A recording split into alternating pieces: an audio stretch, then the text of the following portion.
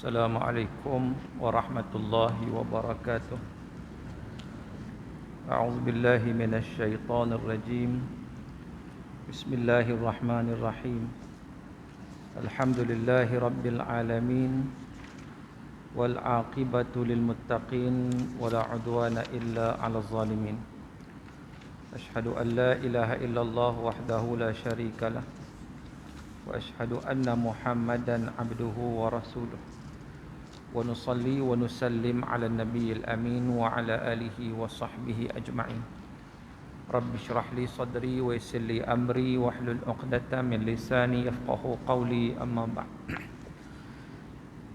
Alhamdulillah, tuan-tuan muslimin dan muslimat yang dirahmati Allah, syukur kita kepada Allah Ta'ala kerana di kesempatan pada malam yang berbahagia ini sekali lagi kita dapat bersama-sama meneruskan perbincangan kita dalam kitab Al-Fiqhul Manhaji ala Madhhab Al-Imam Syafi'i. Dan sebagaimana biasa, bagi sesiapa yang mempunyai sebarang persoalan, anda boleh mengemukakan soalan anda kepada saya di talian 019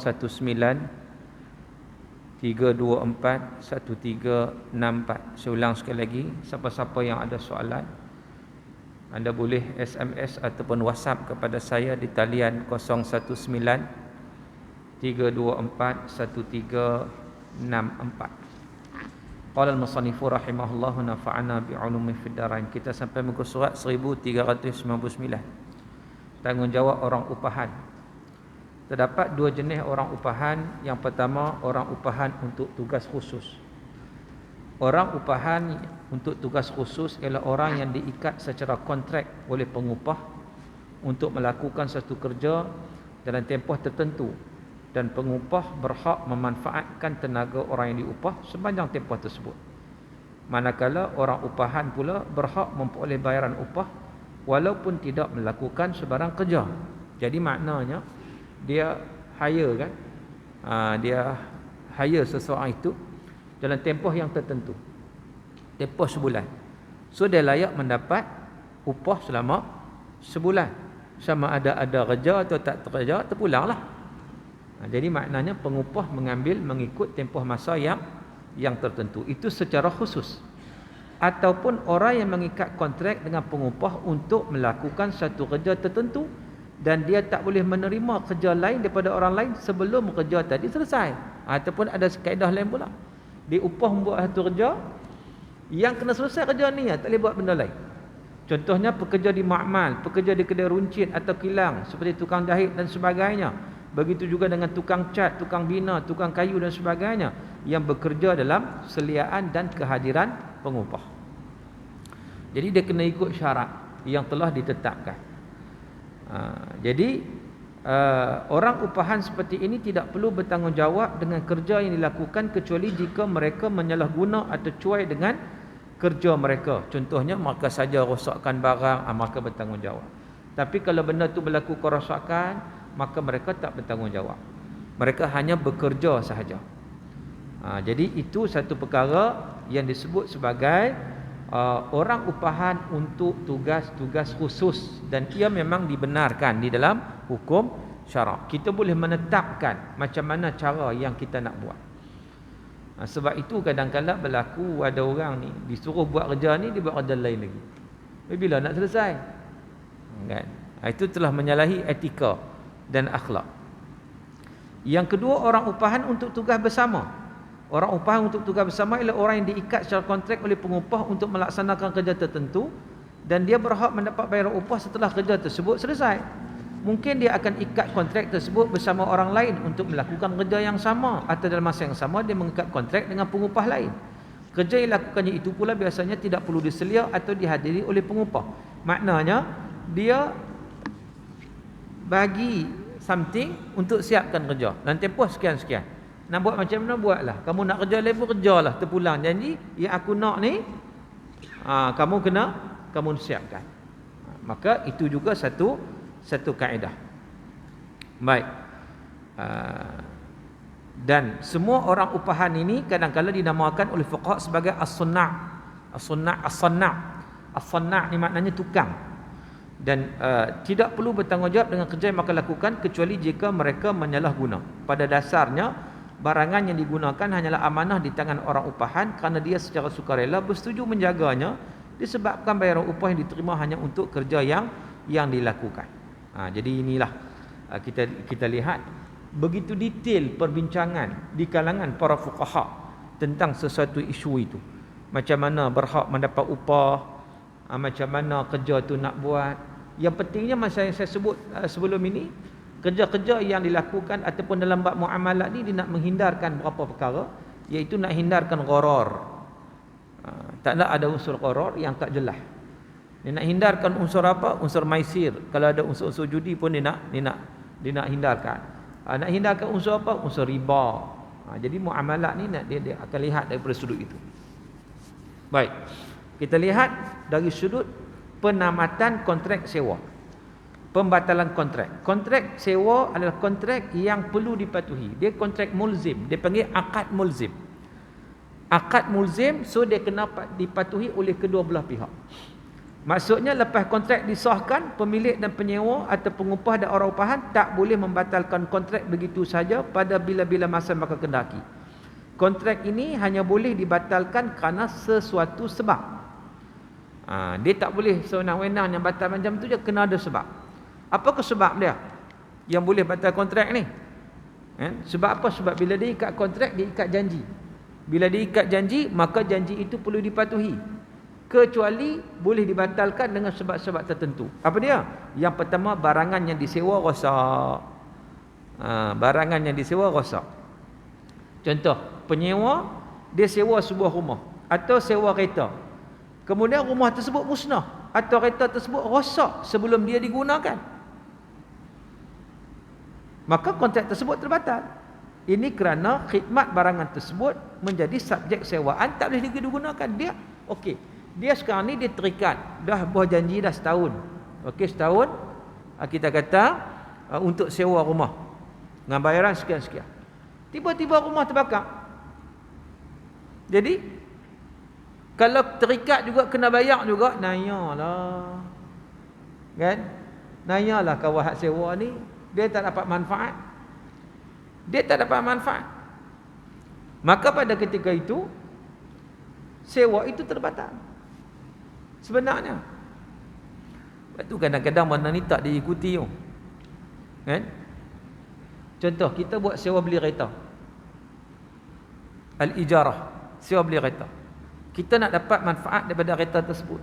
Tiba-tiba kereta tu accident. Bukan kecuaian kita, berlaku accident, total loss. Jadi kontrak sewa itu terbatal. Sebenarnya. Kerana apa? Kerana dia tidak dapat digunakan lagi. Tak dapat dimanfaatkan. Sebab dia kata khidmat barangan tersebut menjadi subjek sewaan, tak boleh digunakan. Selain kerosakan, termasuklah arti kata inilah jika barangan tersebut cacat. Jika kerosakan atau kecacatan tersebut berlaku selepas sebahagian khidmat digunakan, kontrak tersebut terbatal bermula daripada kerosakan tersebut berlaku. Dia dah guna dah separuh, sewa rumah. Dia sewa kereta dah separuh dah. Dia sewa rumah separuh dah. Tiba-tiba tadi berlakunya rosak, cacat, yang dia tak boleh ambil manfaat lagi. Maka kontrak terbatal tu bila? Waktu dia start rosak. Hak sebelum ni tak apalah. Sebelum ni boleh kan? Jadi yang kita sebut tadi rosak tadi macam rumah terbakar. Kalau dia hak penyewa pergi bakar, ada tanggungjawab lah. Sekarang ni benda berlaku. Contohnya kebakaran berlaku daripada rumah orang lain mari dengan rumah-rumah hak dia sewa sekali. Terbakar sekali. Adakah penyewa ni bertanggungjawab? Dia tak tahu apa pun. Maka dia tak bertanggungjawab. Maka dengan sebab itu kontrak itu terbatal bermula saat daripada kerosakan tersebut. Tapi ada orang dia tak nak. Oh dah, kita dah janji setahun, kamu kok mana pun kena bayar selama setahun. Ada ni dah tak boleh guna dah. Itu tak, aku tak peduli. Itu aku tak peduli, guna tak guna tu cerita lain. Tapi kita dah buat perjanjian dah.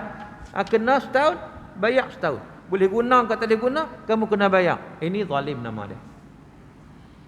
Ini bercanggah dengan kaedah Islam. Agak-agak bila berlaku macam tu puas hati tak? Puas hati tak? Mana nak puas hati? Tak puas hati. Kan? Tak puas hati tu kita lihat muamalat ni dia sebenarnya antaradin.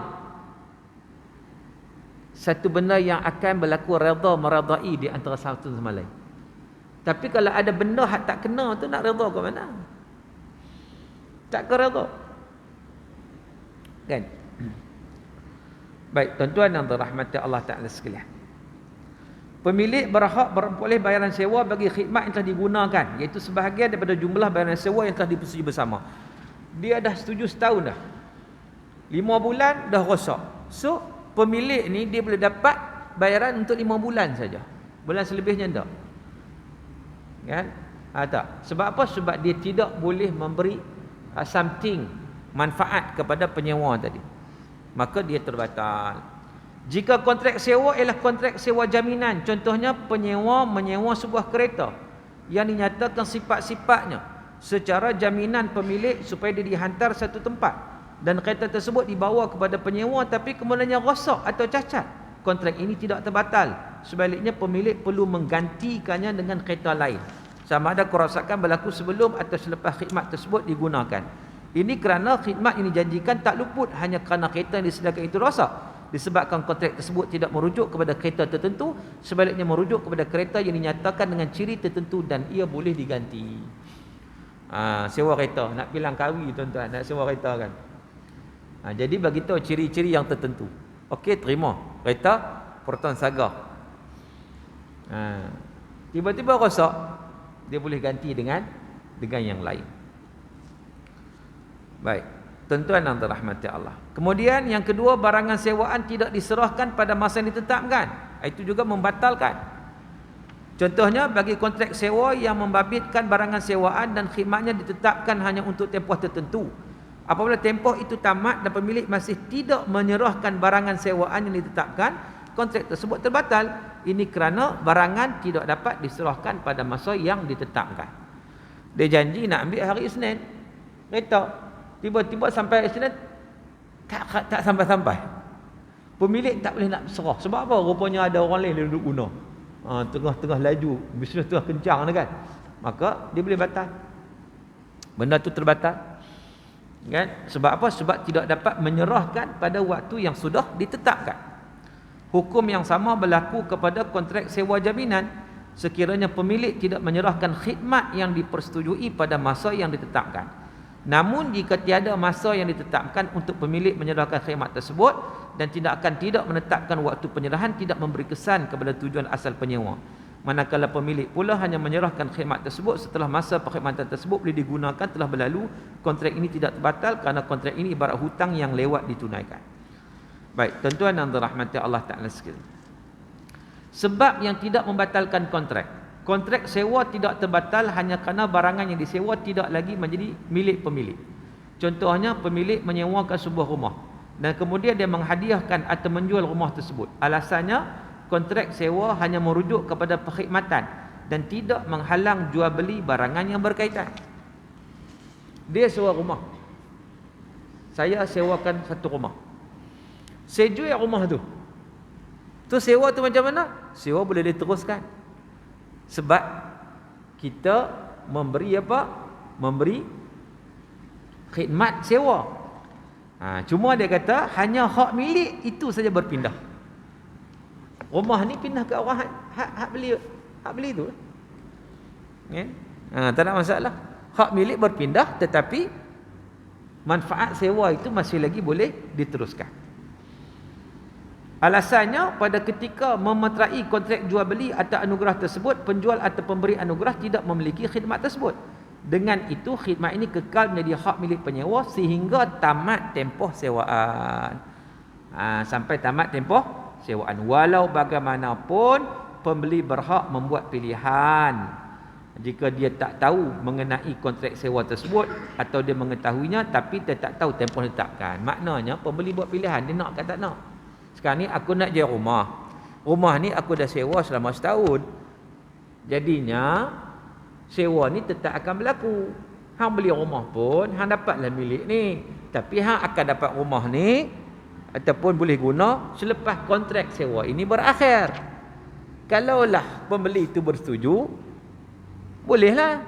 Kalau dia tak bersetuju, dia cari rumah lain. Begitu. Kita tak nanya kawan penyewa tadi, dah kontrak semua kawan pun dah kontrak setahun, kita kata dia pun rancang cantik dah, tiba-tiba mai tengah jalan, rumah tu saya jual lah, pandai-pandai cari rumah lain. Zalim tak zalim? Nanya kawan ni lah, pasal apa ni? Aku nak cari bukannya senang, siap dengan barang-barang lagi dengan apa semua. Tak tahu kena halau gitu. Ni kontrak dah ada lagi. Kontrak tak kontrak dia kata, tak boleh. Kita kena hormat. Sebab tu kalau nak jual barangan tu boleh. Dia bukan jual sewa dah. Dia jual barang. Dia hanya berpindah milik sahaja. Tetapi sewa itu tetap berjalan mengikut kontrak yang telah dipersetujui. Jadi pembeli tadi dia kena alert benda ni. Dia nak, dia tak nak sudah. Baik. Kontrak sewa juga tidak terbatal hanya kerana salah satu pihak sama ada pemilik atau penyewa meninggal dunia maupun kedua-duanya sekali. Malah kontrak ini kekal sehingga tamat tempohnya. Ini kerana kontrak ini perlu dipatuhi dan tidak akan terbatal hanya dengan kematian. Kes ini sama seperti jual beli. Jika penyewa meninggal dunia, warisnya akan mewarisi perkhidmatan tersebut. Jadi maknanya bapa mati itu anak-anak ada lagi, maka diteruskan. Baik. Kemudian kontrak sewa tidak terbatal jika berlaku sesuatu yang tidak membabitkan barangan yang disewa. Contohnya, pemilik menyewa sebuah kereta. Dalam masa yang sama, dia menjadi pemandu kereta tersebut. Dia sewa kereta, dia jadi pemandu. Kemudian dia jatuh sakit ataupun dia demam, dia kena kuarantin. Kena apa? Covid. Jadi dia tak berupaya untuk nak bawa tadi penyewa tadi. Ini kerana khidmat barangan ini masih boleh digunakan walaupun tanpa kehadiran pemiliknya. Jadi maknanya kontrak sewa dah tak terbatal. Cumanya dia yang tak boleh, tapi manfaat tu masih lagi boleh digunakan. Dia boleh ganti dengan orang lain. Tak ada masalah, boleh diteruskan. Baik. Contoh lain. Jika seorang penyewa menyewa sebuah kereta untuk mengembara. Ni dah boleh rentas negeri ni. Bolehlah nak mengembara ni. Dah aku ada plan-plan nak pergi mana ni. Orang punya jam sekarang ni, subhanallah tuan-tuan, kita keluar, jam dah penuh jadi macam dulu balik. Dia punya jalan tu, Allahu Akbar. Kan? Sebab apa? Sebab orang happy tak kira lah. Dia boleh keluar tu, dia keluar sungguh-sungguh. Di mana-mana saja kereta penuh bersusah. Dia buat plan, aku tunggu lama 2 tahun tak pergi mana ni. 2 tahun aku tak berjalan ni. Sekarang ni aku nak mengembara, dia kata. Dia pun sewa sebuah kereta untuk mengembara. Sewa pula kereta apa? Kereta kembara. Jangan-jangan jumpa ada kereta kembara ni. Untuk mengembara. Kemudian dia jatuh sakit dan tidak berupaya untuk mengembara. Ataupun dia menyewa sebuah rumah kediaman, kemudian dia terpaksa mengembara. Jadi maknanya dia tidak membatalkan tadi. Samalah juga. Kan? Cuma kontrak tu tak batal. Cuma dia sendiri tak boleh buat apa dia nak lah. Dia boleh guna untuk lain lah. Kan? Faktor yang menghalang kontrak ini dibatalkan ialah perkara-perkara ini tidak melibatkan barangan yang disewa. Itu faktor dia. Barang tak kena-mengena pun kawan sewa kereta. Yang sakit tuan dia apa kena-mengena dengan kereta yang disewa tu. Kan? Jadi tak kena mengena. So dia punya sewa itu tak batal, masih lagi boleh diteruskan. Malah pihak yang mengikat kontrak boleh mewakilkan kepada orang lain untuk menggunakan khidmat itu. Dia boleh bagi ke orang lain untuk guna, tak ada masalah. Dia tak boleh guna. Jadi subjek sewa itu tidak ada masalah. Dia masalahnya bila subjek sewa itu masalah, barulah dia akan terbatal. Tapi sekarang subjek sewa itu tak ada masalah. Masalah kita demam, tak boleh pergi mana. Maka dia tak menjejahkan sewa tersebut dan sewa itu tidak terbatal. Tak boleh kita kata lah, saya kira tak edi dah sewa semua, tak edi sebab saya demam.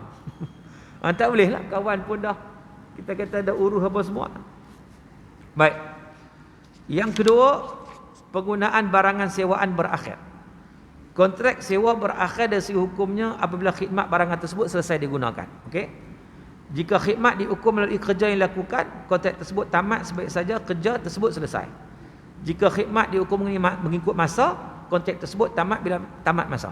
So ikutlah dia macam mana dia punya kontrak dia. Kontrak ikut masa ke, kontrak ikut khidmat ke, bergantung kepada apa yang dipersetujui.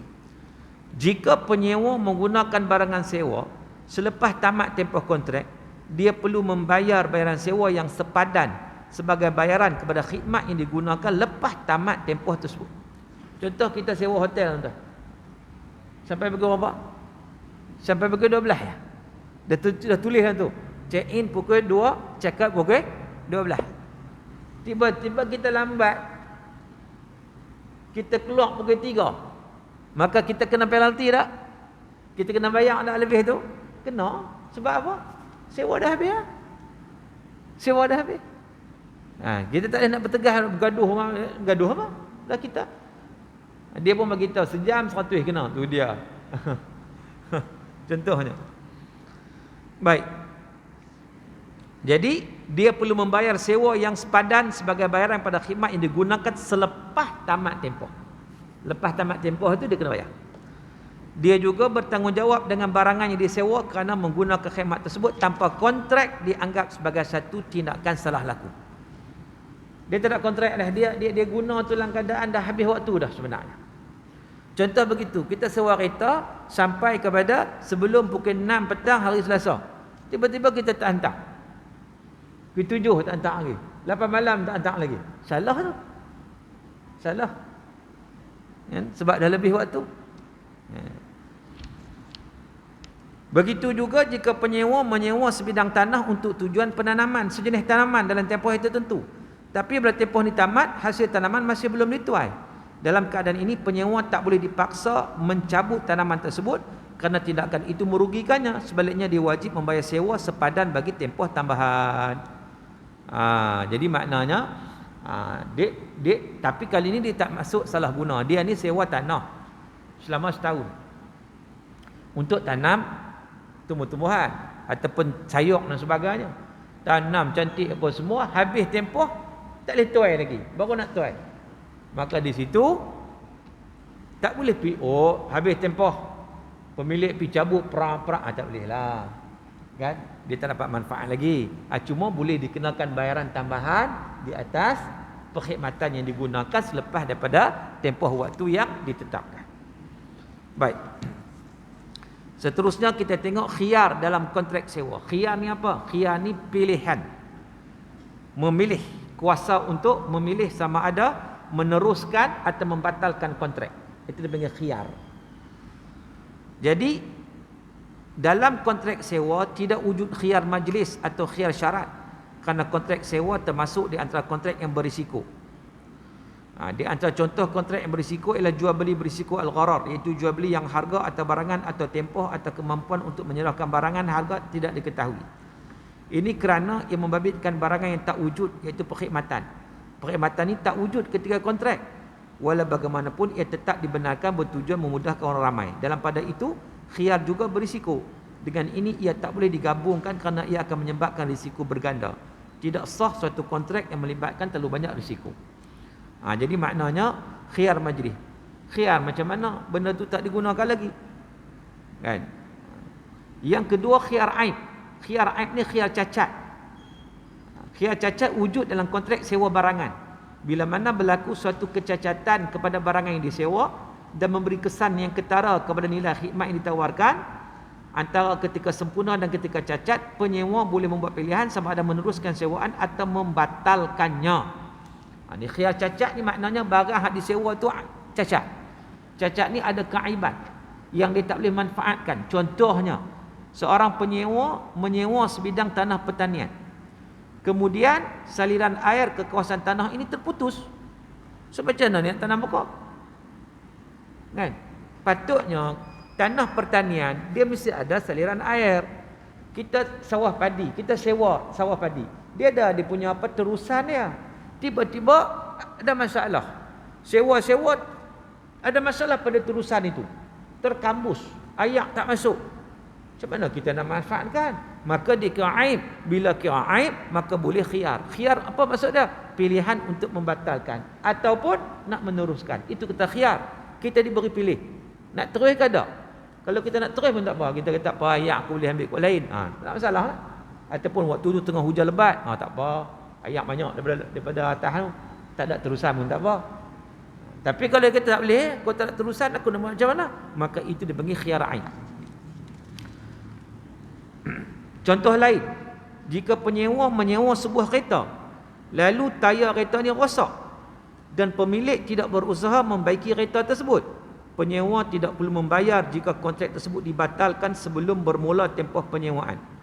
Jika kerosakan berlaku dalam tempoh penyewaan, penyewa hanya perlu membayar bayaran sewa yang sepadan, iaitu membayar sebahagian sewa yang ditetapkan dalam kontrak. Walau bagaimanapun, khiyar cacat tak wujud dalam kontrak sewa jaminan. Contohnya, jika pemilik membawa barangan yang akan digunakan perkhidmatannya, kemudian didapati barangan tersebut cacat, maka pemilik perlu membawa gantiannya kerana barangan yang disewa ini disyaratkan mesti elok, sedangkan pemilik membawa barangan yang tak elok. Jika penyewa tidak bersetuju, kes ini perlu dirujuk kepada jaminan yang diberikan dan kontrak sewa ini tidak terbatal. Baik. Pengakuan berbeza antara pemilik dan penyewa. Macam mana nak buat? Kalau berlaku pertelingkahan di antara pemilik dan penyewa. Contohnya apa? Masa kes pemulangan itu atau kes kerosakan. Jika barangan yang disewa rosak atau cacat dalam tangan penyewa dan penyewa mendakwa dia tak salah guna, dia tak tahu, dia jaga elok, tapi memang rosak sendiri, ataupun sebab bencana alam. Bencana alam, yang bencana alam ni bukan dia cuai, bukan kehendak dia, kan? Berlaku bencana alam, nak buat macam mana? Ataupun disebabkan oleh faktor yang dibenarkan oleh penggunaan biasa. Sementara pemilik pula mendakwa ia berlaku disebabkan oleh salah guna penyewa akibat penggunaan berlebihan atau kecuaian dan tak jaga barangan disewa dengan baik. Berlaku pertelingkahan. Berlaku kerosakan pada barang disewa. Penyewa kata bukan salah saya, bukan saya tak cuai, tapi ini berlaku bencana alam. Pemilik kata tak, kamu cuai, kamu cuai, kamu kena bertanggungjawab. Macam mana nak buat?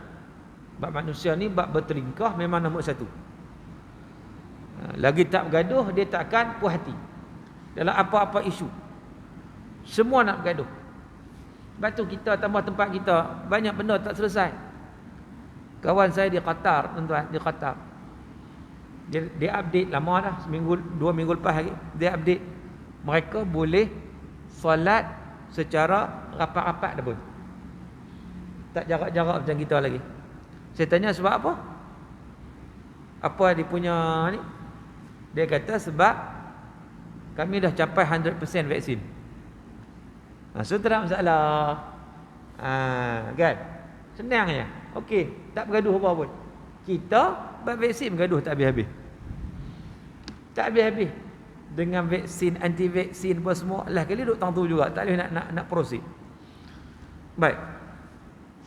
Jadi dalam kes ini, pengakuan yang akan diterima ialah pengakuan penyewa dan diperakui selepas dia bersumpah. Ini kerana pemilik membuat dakwaan wujudnya salah guna, sementara penyewa menafikannya dan mendakwa penyalahgunaan tidak wujud. Jadi mengikut hukum asal, salah guna tak wujud dan tiada siapa yang dipertanggungjawabkan. Dengan ini pengakuan diterima ialah dakwaan asal yang disokong oleh sumpah. Jadi di sini penyewa itu diguna pandangan dia, tapi dia kena bersumpah. Sebab nak buat macam mana? Tak tahu siapa salah di sini, kan? Sedangkan pendakwa, pemilik pun dia hanya mendakwa saja. Kalau dia tipu, penyewa tipu, itu dia bergantung dengan Allah Ta'ala lah. Mana dia menipu, dia sumpah tu sumpah dengan nama Allah, maka dia bertanggungjawab di atas apa yang dia sumpah tersebut. Jika pemilik dan penyewa berbeza pengakuan, macam mana pula? Contohnya penyewa mendakwa dia telah memulangkan barang yang disewa kepada pemilik, namun pemilik menafikan. Dia kata tak bagi pun. Dia sewa kereta, kan saya bagi dah, serah dah. Bila hang bagi? Hang tak bagi pun. Tu dia. lagi kelang kabut. Penyewa kata dia dah pulang dah. Pemilik kata tak lagi. So macam mana? Pengakuan pemilik akan diterima jika disokong oleh sumpah. Kerana penyewa memegang barangan yang disewa untuk mendapatkan khidmatnya. Pada asalnya tiada sebarang pemulangan dan penyewa adalah orang yang mendakwa. Dengan ini pengakuan yang diterima ialah pengakuan orang yang menafikannya dengan disokong oleh sumpah. Jadi pengakuan pemilik akan diterima kerana dia menafikan wujudnya pemulangan dan dakwaan ini sesuai dengan hukum asal, iaitu pemulangan tidak dilakukan. Jadi dalam kes ini diterima sumpah pemilik. Sebab itulah sebenarnya dalam hari ini semuanya kena ada black and white. Sebenarnya ni kadang-kadang pakai percaya macam tu saja. Bila percaya macam tu akan timbulnya perbalahan dan pertelingkahan. Sebab itulah nak ambil tahu macam mana kita kata nak kira macam mana tu. Namun begitu dalam konteks hari ini saya rasa benda ni tak berlaku sebab masa serah tu dia akan sign penyerahan. Sign terima. Ni kena ada tuan-tuan. Kadang-kadang ada orang dia kira tak apalah kawan-kawan. Tak boleh. Dia kena ada juga benda tu supaya tidak timbul masalah. Kalau tidak masuk mahkamah, mahkamah akan tengok secara zahir macam tadilah. Dia tengok secara zahir ya. Pemilik kata tak bagi lagi. Maka asal dia berada pada penyewa. So atas liability penyewa. Itu. Sebab itu kita kena alert pada zaman sekarang ni, terutama dalam konteks untuk kita pastikan ianya di black and white kan, barulah selesai masalah. Sebab bab muamalat ni tuan-tuan banyak sekali pergaduhan dan pertelingkahan. Sebab apa? Sebab dia melibatkan duit, melibatkan barangan, melibatkan sesuatu yang menjadi dambaan manusia. Baik. Habis yang tu panjanglah kita cerita bab apa? Bab sewa ni dah tajuk dah seri yang keberapa saya tak ingatlah. Baik, sekarang kita masuk kepada tajuk yang baru, iaitu sagu hati ataupun ji'alah ataupun ju'alah. Boleh dikatakan ji'alah atau ju'alah atau ja'alah. Boleh baca semua. Ju'alah boleh baca, ja'alah boleh baca, ji'alah boleh baca. Apa dia? Dia terjemah sebagai sagu hati. Baik, ataupun upah. Sagu hati ataupun upah atas satu pekerjaan yang dibuat. Apa itu ja'alah? Ja'alah dalam bahasa Arab boleh dibaca sebagai ja'alah dengan baris atas. Boleh dibaca dengan ji'alah baris bawah. Dan dibaca dengan ju'alah baris depan. Tiga-tiga boleh baca. Ja'alah, ja'alah, ju'alah. Kata nama ini merujuk kepada sesuatu yang diberikan oleh seseorang kepada seseorang kerana sesuatu yang dilakukan.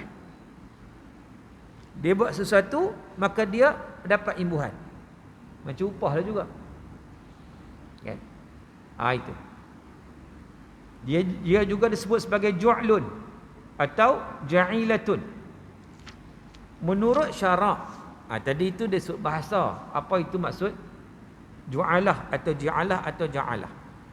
Menurut syarak, ji'alah atau sagu hati ialah mewajibkan gantian yang diketahui untuk kerja tertentu, sama ada diketahui atau tidak oleh orang yang dikenali atau tidak.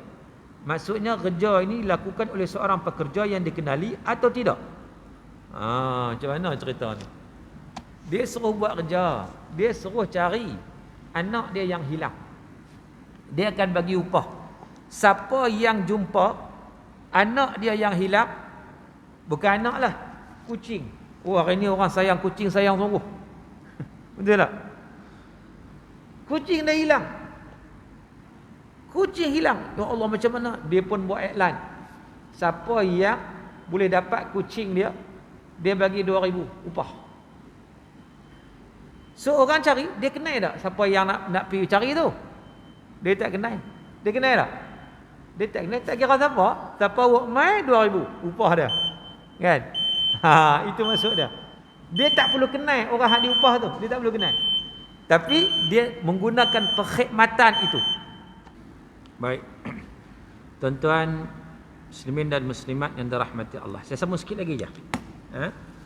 Baik, bab ju'alah tadi, bab upah tadi atas satu pekerjaan yang dilakukan, walaupun tak kira lah dia kenal ke tak kenal orang hak dia yang boleh buat kerja tu.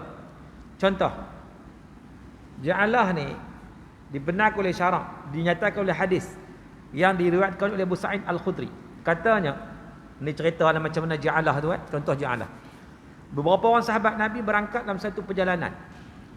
Bila tiba di suatu perkampungan Arab, mereka memohon untuk menumpang, tetapi penduduk kampung tersebut enggan menerima. Sekumpulan ni maknanya beberapa orang, tak sampai 10 orang lah. Beberapa orang sahabat ni. Maka dalam perjalanan musafir sampai satu kampung, mereka nak tumpang lah Sat, tapi penduduk kampung ni sombong, tak bagi action, tak bagi. Jadi ketika itu ketua kampung disengat. Sengat, ada riwayat kata disengat oleh binatang berbisa. Ada kata ular, ada kata kalajengking. Depa ni penduduk kampung ni, ketua kampung lah, Tok Batin kita katakan. So depa berubat-ubat, panggillah pakar-pakar, semua tak jalan, tak berkesan. Jadi penduduk kampung tu pun depa bagi cadangan. Mungkin kita boleh minta tolong kawan hak singgah tadi tu. Hak singgah tempat kita tu merujuk pada sahabat Nabi sallallahu alaihi wasallam. Kokok depa boleh tolong. Kokok depa ada ubat. Lalu mereka pun pergi jumpa sahabat Nabi. Depa pun katalah, wahai sekalian, ketua kami telah disengat. Tok Batin telah disengat ni. Kami telah gunakan segala-galanya untuk menyembuhkannya, tapi tak berkesan. Adakah anda ada di kalangan kamu yang boleh ubat? Sebahagian sahabat jawab, ya. Ya, boleh. Saya boleh jampi. Kan sahabat tu. Saya boleh jampi. Cumanya demi Allah, kami telah mohon izin untuk menumpang di tempat kamu, tapi kamu tolak, kamu sombong. Ginilah, aku boleh ubat, tapi dengan syarat kena bagi sagu hati. Ni bagi ju'alah ni lah, bagi upah. Maka bincang, mereka pun setuju. Setuju. Dengan upahnya beberapa ekor kambing. Mengikut riwayat kata 30 ekor kambing. 30 ekor kambing. Seekor kambing berapa harga? Berapa harga? Kalau hari ni hak besar 1000 kan, 30,000. Tu contohlah. Ataupun 500, kita kata 500. 500 pun 15,000 lah, 30 ekor. Jadi sahabat ni pun okey. Sahabat ni pun pergi menghembus ketua tadi. Baca surah Fatihah, baca Fatihah, puih. Ni jampi, baca Fatihah, hembus. Tiba-tiba Tok Batin tadi, ketua kampung tadi, dia segar. Seolah-olah baru terlepas daripada satu ikatan. Dia pun bangkit. Bangun, baik terus, sembuh waktu tu juga. Lalu Abu Sa'id Al-Khudri berkata, penduduk kampung tu bagilah sagu hati upah tadi ni yang dijanjikan tadi, yang mereka telah persetujui. Lalu sebahagian sahabat kata, okey lah. Tak apa, kita tanya Nabi dulu. Boleh terima ke tak boleh terima ni? Kita hanya jampi gitu je. Hak tadi tu mereka bukan nak minta sangat, tapi oleh kerana penduduk kampung tu action, nak tumpang pun tak boleh. Itu dia buat jual mahal tu, kan? Jual mahal. Tapi mereka pun tak sangka baca-baca Fatihah saja pun dah baik. Bagi pula 30 ekor kambing. Tuan-tuan, baca Fatihah buih-buih baik, dapat 15,000 upah. Macam mana? Kan? Lalu maka jumpa Nabi SAW. Tanya Nabi. Lalu Nabi kata apa? Nabi kata, macam mana kamu tahu Fatihah itu sebagai jampi? Syifa. Sebenarnya Nabi kata kamu benar. Kamu benar. Kamu boleh ambil. Nabi bergurau. Bahagian aku bagi ada satu sekali. Nabi bergurau dengan mereka sambil tertawa. Jadi maknanya di situ, apa yang kita nak sebut adalah upah tadi. Upah yang dipersetujui. Upah yang dipersetujui di atas satu kerja. Kerja itu bergantung. Kalau sembuh baru dapat. Kalau tak sembuh, tak dapat. Macam cari barang hilang lah kadang-kadang. Ini satu benda yang perlu. Kita nak suruh siapa? Kau nak suruh cari belum tentu dapat. Buat penat suruh je. Sekarang ni kita volunteer je. Siapa boleh cari, siapa jumpa, tergantunglah. Kan? Kamu keluar penat, mungkin kamu dapat hasil, mungkin kamu tak dapat. Bergantung. Tapi kalau kamu dapat untung lah. Kau tak dapat apa. Letih saja. Kalau kita upah orang bekerja, dapat tak dapat, mesti kena bayar gaji.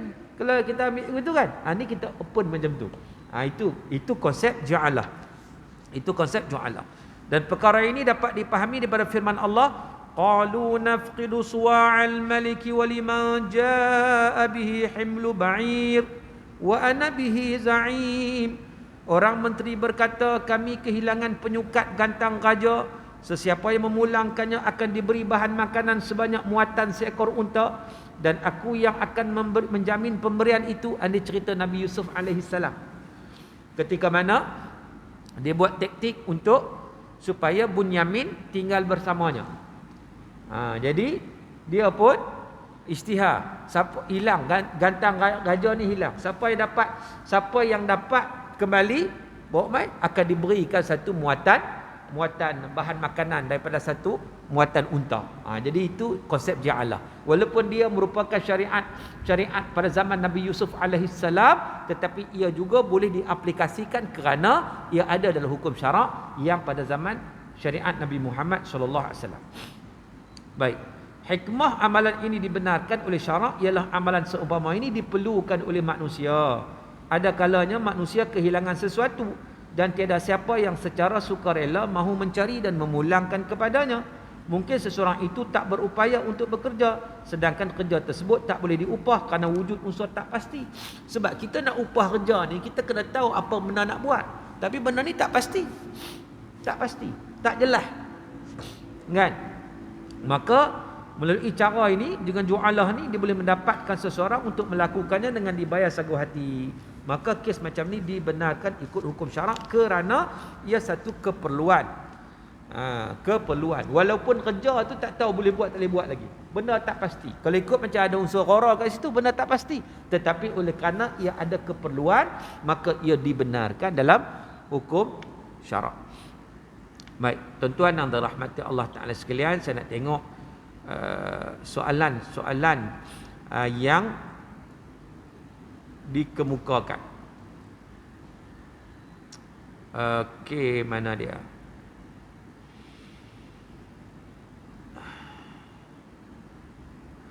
Assalamualaikum. Saya dah terbaca pasal Wali Kutub dari Seorang Penceramah Indonesia. Minta Ustaz bagi penerangan apa maksud Wali Kutub. Baik, ini kisah Wali Kutub ni maknanya adalah wali-wali lah. Maksud dia Wali Kutub ni mana wali? Wali ni siapa? Wali ni orang yang hampir kepada Allah Subhanahu Wa Taala. Itu wali. Tetapi kadang-kadang hari ni banyak dakwaan-dakwaan yang tidak ada asas. Kadang-kadang dilabelkan kawan tu wali sekian, kawan ni wali sekian, kan? Maka itu tidak benar. Sebab itu kalau kita lihat tentang hal ini, dia memanglah kalau kita lihat, kita kata dalam hadis-hadis Nabi ataupun wali-wali ni sebenarnya dia kadang-kadang hari ni orang bincang wali ni dalam konteks apa? Dalam konteks dia ni boleh buat benda luar biasa. Itu. Yang ni yang kita risau. Sebab apa kita risau? Dia pukul rata semua. Semua boleh buat luar biasa, semua wali. Akhirnya Tok Bomo juga wali juga. Sebab dia boleh buat benda luar biasa. Maka dengan sebab itu kita berhati-hati terhadap perkara ini. Kerana ia boleh menjejaskan. Sebab Islam mengajar kepada kita konsep wali ini yang dalam Quran sebut tentang awliya Allah. Wali-wali Allah Ta'ala ni orang yang hampir dengan Allah Subhanahu Wa Ta'ala. Mana orang yang beriman dan bertakwa. Orang yang paling dekat dengan Allah Subhanahu Wa Ta'ala itu dipanggil golongan wali. Bukan kita buat sesuatu nak jadi wali. Orang hari ni dia nak boleh buat, nak jadi wali untuk boleh buat benda-benda luar biasa. Boleh terbang atas angin, boleh berjalan atas air, maka akhirnya dia ditipu oleh syaitan. Sebab itu sesuatu perkara ini perlu diperhalusi. Tambah-tambah hari ini kita berada dalam suasana kita kata kepincangan pemikiran, dalam suasana akhir zaman ni, macam-macam teori yang keluar. Baik. Tuan-tuan yang dirahmati Allah Taala sekalian. Seterusnya kita lihat soalan mana dia ni? Tolong war-warkan mikrofon di tengah dewan boleh digunakan untuk soalan lisan. Oh tu mikrofon. Saya duk tengok kata dia tu. Kau ni untuk apa ni? Ada majlis apa ke? Rupanya mikrofon tu boleh tanya secara lisan. So bolehlah kalau siapa nak tanya lisan boleh guna mikrofon tu. Kan? Ada siapa nak guna mikrofon? Dia tak maulah orang pakai tengok dia ada di situ. Baik. Ustaz bolehkah menyewakan barang yang telah disewa sekiranya tiada klausul dalam kontrak? Contoh sewakan rumah yang kita sewa kepada orang lain. Kalau dapat persetujuan daripada kalau dalam dia tak bagi tak boleh lah. Kan? Tapi kalau dia bagi secara umum, terpulang nak buat apa buat, maka barulah boleh pada ketika itu. Kebanyakan syarikat takaful tak boleh menginsurankan kenderaan mewah atau motor berkuasa tinggi, kenderaan panas. Maka pengguna terpaksa mendapatkan insurans konvensional. Adakah pengguna dikira berdosa? Bagaimana pula dengan pengendali takaful yang gagal memberikan perlindungan pada kenderaan mewah? Adakah dikira berdosa kerana tak menunaikan fardu kifayah? Saya pun tak faham sebab apa dia tak bagi insurans ataupun takaful kepada kenderaan mewah ni. Sebab saya tak pakai kenderaan mewah, saya tak tahu. Saya tak tahu. Rupanya tak boleh ya. Dia tak insured dah. Dia tak mau kan? Pasal akhirnya terpaksa dia balik pada zaman dulu lah. Zaman dulu tak ada insurans takaful.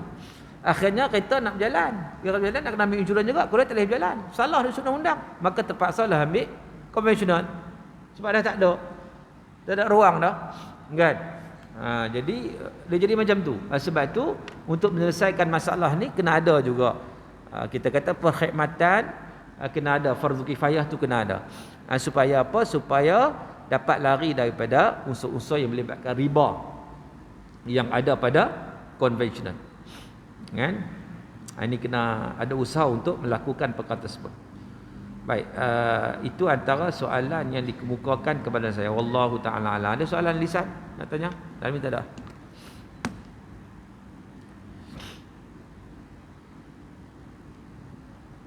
Ada soalan direct nak tanya? Sama ada berkaitan dengan tajuk atau luar tajuk minta apa?